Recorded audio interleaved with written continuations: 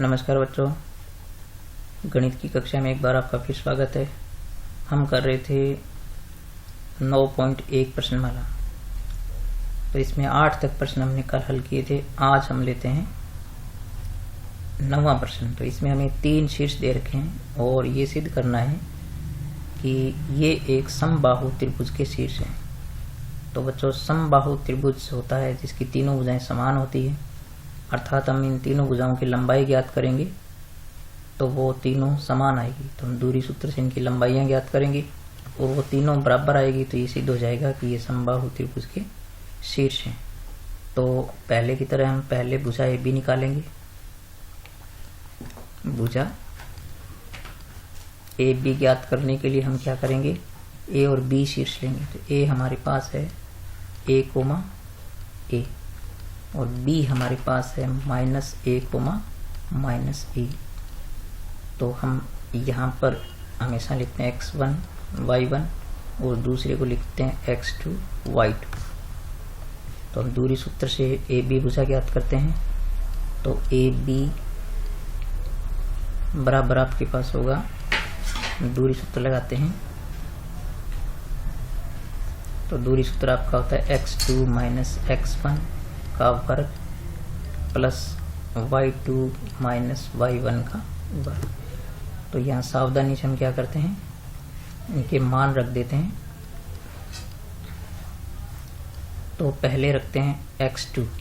तो यहाँ पर आपके पास x2 है -a, फिर सूत्र में माइनस होता है, फिर x1 आपके पास है a और इसका हो गया वर्ग प्लस इसी प्रकार y2 आपके पास -a है, सूत्र में माइनस है और x1 आपके पास a, इसका वर्ग हो गया। तो यहाँ हम देखते हैं, इसको सरल करेंगे तो -a और -a माइनस के कितने हो गए 2a, इसका वर्ग हो गया प्लस यहाँ भी क्या हो गया -2a का वर्ग हो गया। अब -2a का वर्ग करेंगे हम, तो -2a को -2a से गुणा कर देंगे। तो -2a गुणा -2, इसी प्रकार यहाँ भी -2a गुणा -2a। ठीक है, अब हम इनको गुणा करते हैं तो ये माइनस को माइनस से गुणा करते हैं तो प्लस हो जाएगा और 2 दूनी 4, a को a से करेंगे तो a² और यहाँ भी आपके पास यही आएगा 4a²। तो यहाँ से आप देखते हैं कि आपके पास ये हो गया √8a²। तो चाहो तो आप इसको थोड़ा हल कर सकते हो। तो इसमें हम देखते हैं कि 8 के जो गुणनखंड होते हैं वो होते हैं 2 गुणा 2 गुणा 2 और a² के होते हैं a गुणा a। तो जब हम वर्गमूल लेते हैं तो 2 के जोड़े में से 1 ले लेंगे। तो यहाँ 2 में से 1 2 ले लेंगे और a में से a गुणा a में से a ले लेंगे। तो 2 और a तो बाहर आ जाएंगे, पीछे बचेगा आपका √2, यानी यह आ गया आपके पास 2√2a। तो इस प्रकार से पहली भुजा ज्ञात होगी आपकी। फिर हम देखते हैं इसकी दूसरी भुजा ज्ञात करते हैं। तो दूसरी भुजा हम लेते हैं BC। भुजा BC ज्ञात करेंगे तो B और C शीर्ष लेंगे। तो B हमारे पास है -a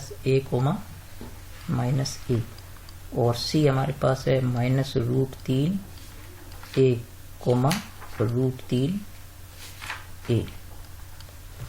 ठीक है, अब हम देखते हैं कि यहाँ पर दूरी सूत्र लगाएंगे BC ज्ञात करने के लिए। तो मैं सीधा सूत्र लगाता हूँ। तो यहाँ से हम रखते हैं इसका मान। तो x2 आपके पास है -√3a और ये है आपके पास सूत्र में माइनस होता है और ये जो है इसको ब्रैकेट में रखेंगे, ऊपर आपके स्क्वायर है। और फिर y2 आपके पास है √3a, सूत्र में माइनस होता है और ये भी माइनस है, इसलिए यहाँ क्या करेंगे, इसको ब्रैकेट में रखेंगे और ऊपर स्क्वायर हो गया। फिर हम इसको थोड़ा सरल करेंगे तो ये माइनस का √3a और देखो माइनस से माइनस गुणा हो गया तो ये हो गया a और फिर स्क्वायर है इसका।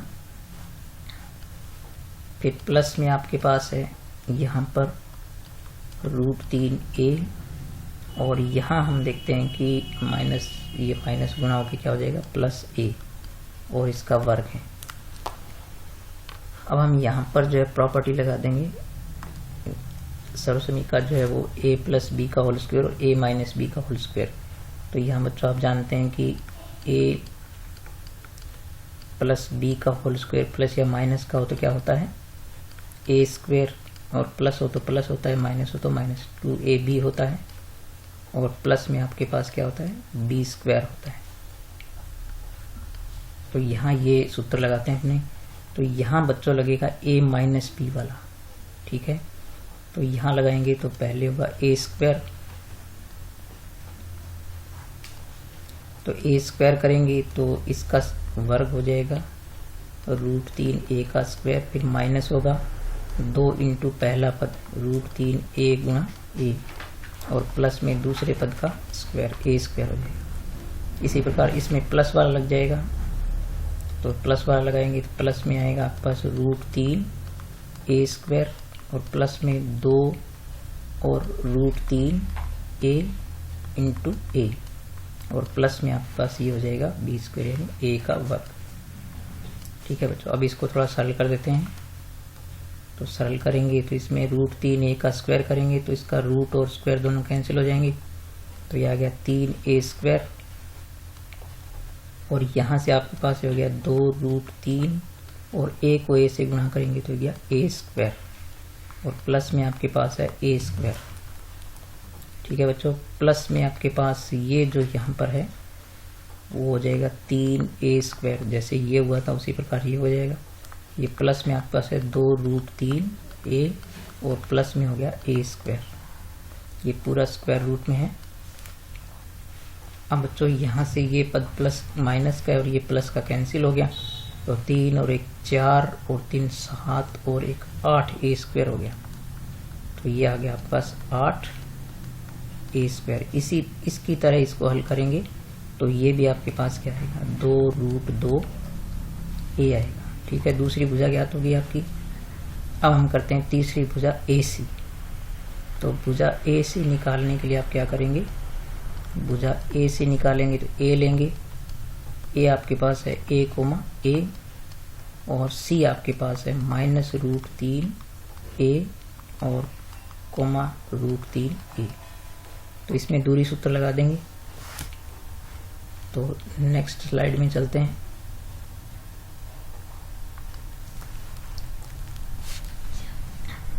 तो यहाँ पर AC में दूरी सूत्र लगाएंगे तो आपके पास x2 कितना था -√3a, और सूत्र में माइनस होता है, x1 था a, इसका वर्ग हो गया, प्लस यहाँ पर y2 आपके पास है √3a और माइनस होता है सूत्र में, और y1 है a, इसका वर्ग हो जाएगा। इसको हम सरल करेंगे उसी प्रकार। तो यहाँ पर आपको ये जान लेना चाहिए कि चूंकि ये दोनों माइनस में है तो इसको हम जो प्लस का बना सकते हैं, यानी माइनस कॉमन लेंगे यहाँ से तो बाहर आएगा तो प्लस हो जाएगा, तो इसको हम √3a प्लस a की तरह हल कर सकते हैं। ठीक है, और यहाँ पर आपके पास ये है √3a माइनस a का स्क्वायर, ये पूरा स्क्वायर रूट में है। यहाँ से आप देखते हैं कि a प्लस b का होल स्क्वायर लगाएंगे तो ये हो जाएगा आपके पास 3a square plus 2√3a square, ये पहले जो हल किया तो उसी प्रकार से, और यहाँ हो गया a स्क्वायर, और यहाँ पर इसका वर्ग करेंगे तो 3a स्क्वायर आएगा, और माइनस में 2√3a स्क्वायर और प्लस में a स्क्वायर। ठीक है बच्चों, अब देखो ये माइनस प्लस का पद कैंसिल हो जाएगा, तो आपके पास आ गया 3 और 1 4 और 3 7 और 1 8a स्क्वायर हो गया ये। तो उसी प्रकार इसको सरल करेंगे तो ये आ गया आपके पास 2√2a। तो देखो बच्चों तीनों भुजाएं जो है वो, यानी तीनों भुजाएं आपकी क्या आ रही है, AB बराबर BC बराबर AC कितनी आ रही है 2√2a आ रही है। तीनों भुजाएं समान है, अतः ये समबाहु त्रिभुज के शीर्ष हैं, त्रिभुज के शीर्ष हैं। तो इस प्रकार से आप तीनों भुजाएं बराबर ज्ञात करके, बस ये आपको थोड़ा सा इसमें जो ये वर्ग के जो सूत्र लगाने हैं इनको ध्यान से लगाना है, बाकी इस प्रश्न में कोई समस्या नहीं थी। इसके बाद हम देखते हैं 10वां प्रश्न। 10वें प्रश्न में हमें ये 3 शीर्ष दे रखे हैं, तो ये 3 बिंदु दिए हुए हैं, इनसे ये पता करना है कि ये संरेख है, यानी एक सीधी रेखा में। तो यदि सीधी रेखा में बिंदु है, जैसे मान लो एक बिंदु आपके पास यहाँ है ए, ये आपका 1,1, दूसरा बिंदु बी यहाँ पर है मान लीजिए, तो वो हो गया -2,7, और तीसरा बिंदु सी यहाँ पर है, तो वो हो गया 3,-3। तो यदि ये सीधी रेखा में है, ठीक है, तो सीधी रेखा में है तो इस प्रकार से एक लाइन ड्रॉ कर देते हैं। तो यदि ये तीनों एक सीधी रेखा में है, तो यदि 3 बिंदु सीधी रेखा में होते हैं तो इनसे बनने वाले त्रिभुज का एक क्षेत्रफल 0 होता है। तो यहाँ से हम क्या करते हैं, इनको शीर्षों के हिसाब से नाम दे देते हैं। इसको x1, y1, इसको x2, y2, और इसको x3 और y3। तो इसमें वैसे हम तीनों दूरियां निकाल के भी सवाल को कर सकते हैं, लेकिन एक सीधा तरीका भी है, तो उससे हम करते हैं इसको। तो अपने लिखेंगे कि यदि ये बिंदु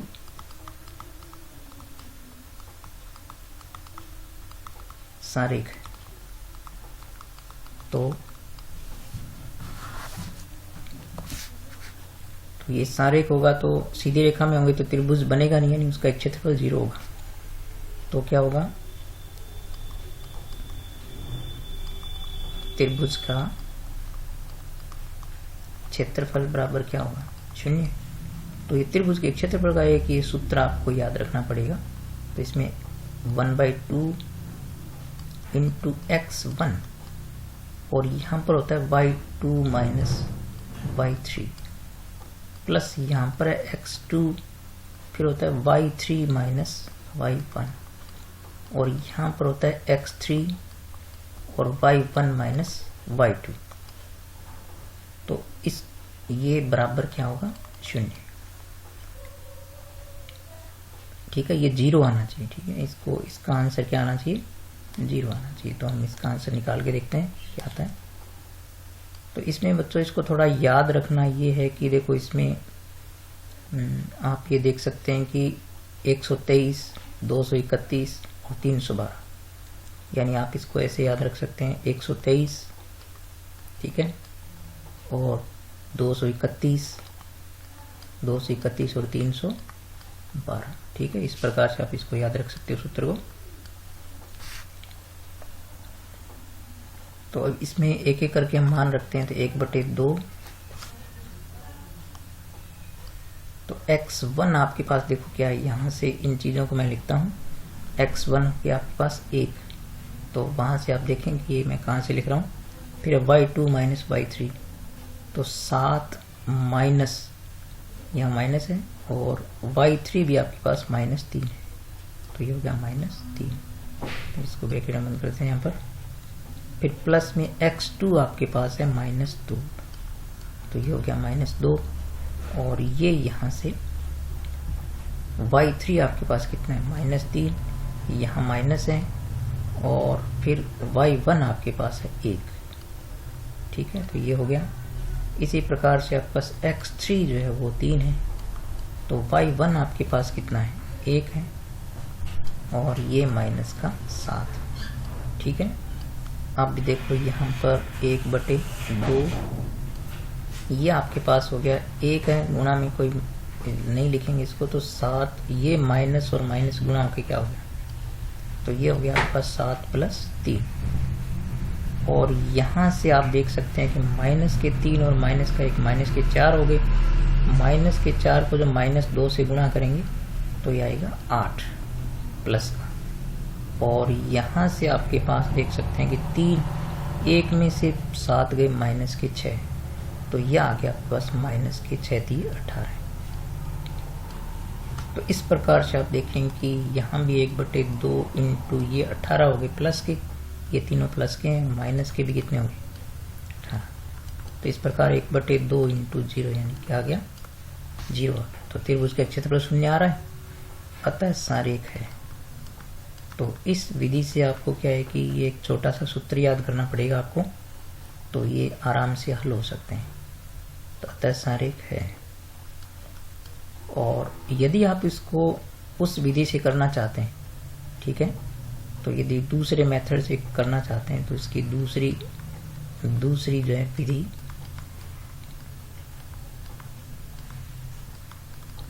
इसकी दूसरी विधि ये होगी, आप तीनों भुजाएं ज्ञात करेंगे पहले। तो इसमें क्या होता है कि सबसे बड़ी भुजा यानी सबसे बड़ी भुजा को या दूरी को, सबसे बड़ी दूरी इन तीनों में से जो भी आएगी वो क्या होनी चाहिए, शेष दोनों दूरियों के योग के बराबर आएगी। ठीक है,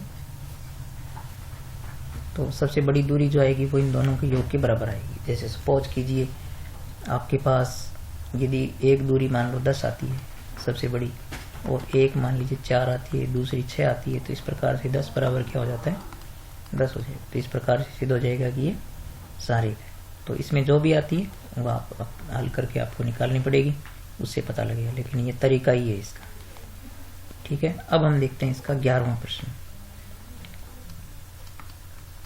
तो 11वें प्रश्न के अंदर आपको जो 11वें प्रश्न में हमें दिया है कि x अक्ष पर स्थित कोई बिंदु है, जैसे ये x अक्ष पर स्थित कोई बिंदु हम लेते हैं x, 0। ये आपको हमेशा याद रखना है कि x अक्ष पर स्थित बिंदु जो है वो हमेशा x, 0 होता है। और दो दिए गए बिंदु हमें जो ये a और b दो बिंदु दे रखे हैं। तो यहाँ से क्या है कि आपको ये कहा है कि ये जो बिंदु है जो x अक्ष पर है वो इन दोनों से समदूरस्थ है। ठीक है, समदूरस्थ है यानी इनकी दूरियां समान हैं। तो हम यहाँ पर मान लेते हैं कि आपका P बिंदु है, ये हो गया आपका x, 0। और एक जो बिंदु हमारे पास यहाँ है और एक हम मान लेते हैं यहाँ पर। तो ये दोनों दूरियां जो आपकी ये वाली यहाँ से, यानी ये जो दोनों दूरियां ये वाली, ये और ये दोनों समान है। तो समान दूरियां हैं तो हम इसको ऐसे समान दूरी ले लेते हैं। तो यहाँ पर आपके पास हो गया A बिंदु। तो A बिंदु के शीर्ष आपके पास है -2, -5, और B बिंदु के निर्देशांक आपके पास है 2, -3। तो आपको ये बताया कि ये P बिंदु इनसे दोनों से समान दूरी पर है। तो इसको हम क्या है इसके मध्य में नहीं लिख सकते, अन्यथा ये मध्य बिंदु हो जाएगा। फिर हम जो इस तरीके से इसको नहीं कर सकते, तो हम ये दोनों दूरियां बराबर लेते हैं। पहले हम क्या करते हैं, P एक दूरी निकालते हैं। तो AP दूरी निकालते हैं पहले। तो दूरी AP, दूरी AP, तो दूरी AP निकालेंगे बच्चों, तो वही दूरी सूत्र लगाएंगे आप। ठीक है, उसी प्रकार से हम क्या करेंगे, दूरी सूत्र लगाएंगे इसमें। तो दूरी सूत्र लगाएंगे तो आप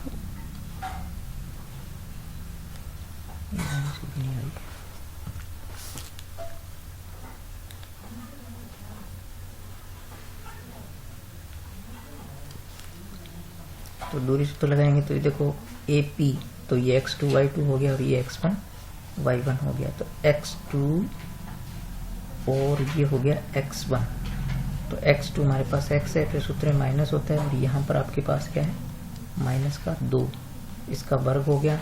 फिर y2 हमारे पास 0 है, सूत्र में हमारे पास माइनस होता है, और ये -5 है, इसका वर्ग हो गया।